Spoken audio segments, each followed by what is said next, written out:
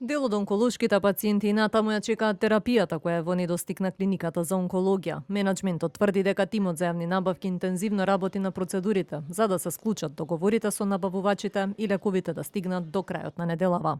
Постапката е завршена од клиниката за радиотерапија и онкологија. Управната контрола во бирото за јавни набавки е завршена во рекорден рок. Моментално тече рокот за жалби и предметот на јавна набавка во моментов е во Државната комисија за жалби по јавни набавки. Тимот за јавни набавки на оваа клиника напорно работи да ги заврши сите процедури во најбрз можен рок, за да може да се потпишат договорите со дистрибутерите и лековите да се достават на клиниката до крајот на неделава. Ова не е прв пат да се јави недостиг од лекови, туку проблемот се повторува од година во година.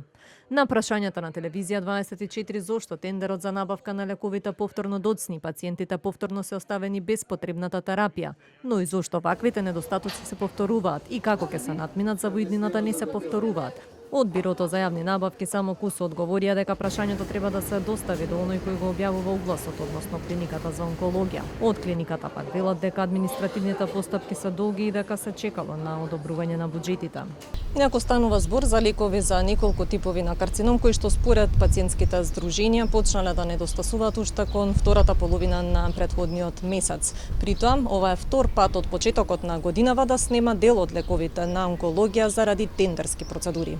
Министерот за здравство најави дека се размислува за законски измени со кои ќе се скратат административните процедури за набавка на лекови кои се од животно значење за пациенти, но од Министерството денеска не добивме одговор на прашањето дали е формирана работна група и дали веќе е почнато да се работи на овој проблем.